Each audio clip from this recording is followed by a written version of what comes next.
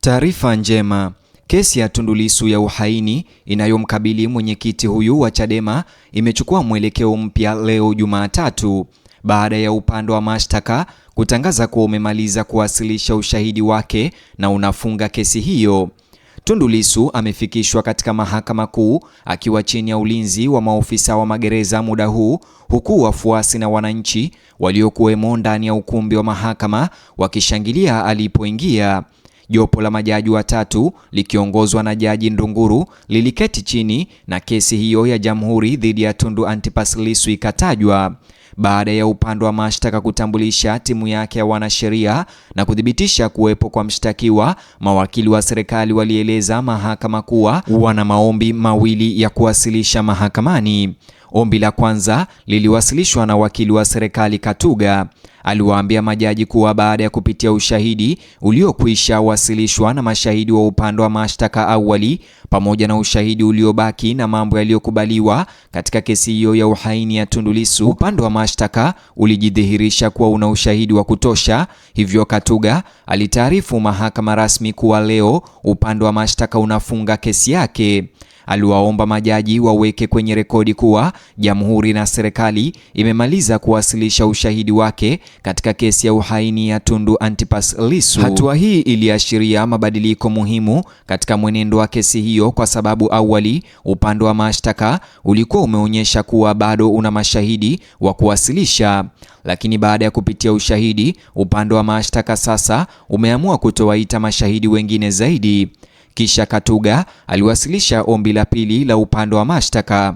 Aliiambia mahakama kuwa ingawa hakuna kifungu mahususi kinachoelezea wazi utaratibu kama aliyokuwa akiuwasilisha, upande wa mashtaka ulitaka mahakama isikilize hoja kuhusu iwapo kuna kesi ya msingi inayomlazimu Tundu Lissu kujitetea. Alirejelea hoja inayojulikana sana kama hoja ya kutokuwepo kwa kesi ya msingi, yani no case to answer. Katuga alieleza kuwa kwa mtazamo wa upande wa mashtaka suala hilo linahusisha tuhuma nzito dhidi ya mshtakiwa na kwamba mahakama inapaswa kuamua iwapo ushahidi uliowasilishwa umejenga kesi inayohitaji Lissu ajitetee. Kisha aliwaelekeza majaji kwenye kifungu cha 312(1) cha sheria ya mwenendo wa makosa ya jinai. Katuga aliomba ruhusa ya kusoma kifungu hicho husika mbele ya mahakama na mbele ya jopo la majaji watatu. Baada ya kukisoma, aliwaambia majaji kuwa kwa mujibu wa utaratibu uliopo, kwa kawaida mshtakiwa ndiye aliyepaswa kuanza kutoa hoja kuhusu iwapo kuna kesi ya msingi ya kujibu. Kisha akaeleza kuwa yuko tayari kuendelea kwa kufuata utaratibu huo.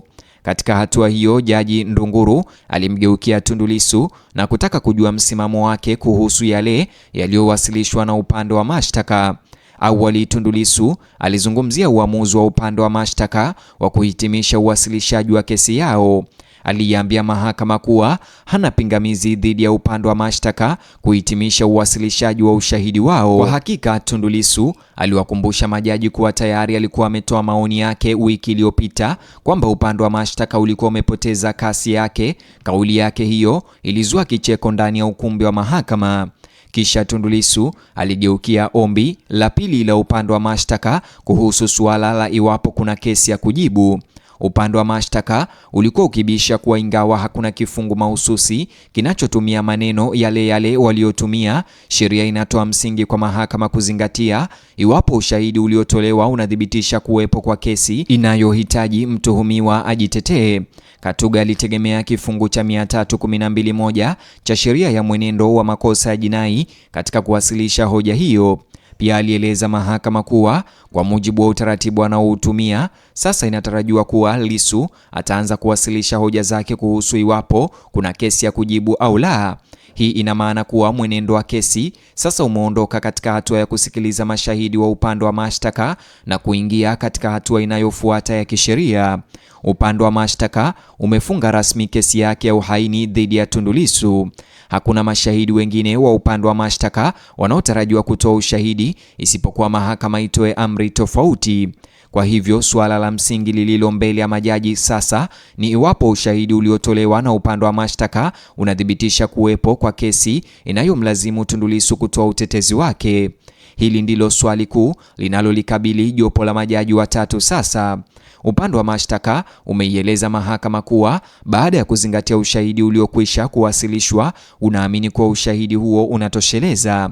Kwa upande mwingine, Lissu ameonyesha kuwa hana pingamizi dhidi ya upande wa mashtaka kufunga kesi yake, huku hatua inayofuata ikimpa fursa ya kupinga msimamo wa upande wa mashtaka kupitia hoja za kisheria zitakazowasilishwa mahakamani.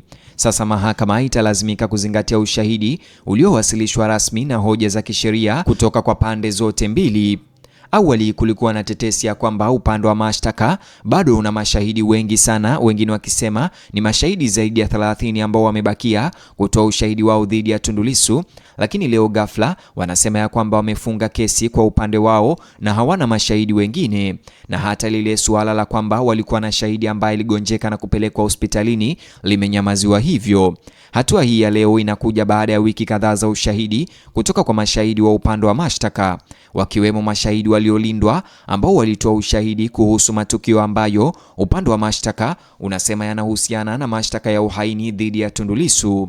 Mmoja wa mashahidi wa hivi karibuni aliyetambulika kama Shahidi P alitoa ushahidi kuhusu mkutano wa Chadema uliofanyika katika makao makuu ya chama hicho huko Mikocheni mnamo tarehe 3 Aprili mwaka uliopita. Shahidi huyo alieleza mahakama kuwa alikuwa katika sehemu ya timu ya vyombo vya habari iliyorekodi na kurusha mkutano huo moja kwa moja. Wakati akitoa ushahidi wake, alizungumzia kampeni ya No Reform No Election na kauli alizodai zilitolewa katika mkutano huo.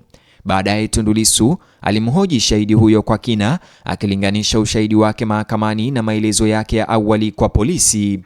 Hata hivyo, kesi hiyo ilipoendelea tena leo, upande wa mashtaka badala yake ulieleza mahakama kuwa baada ya kupitia ushahidi wake umeamua kufunga kesi hiyo kwa upande wao.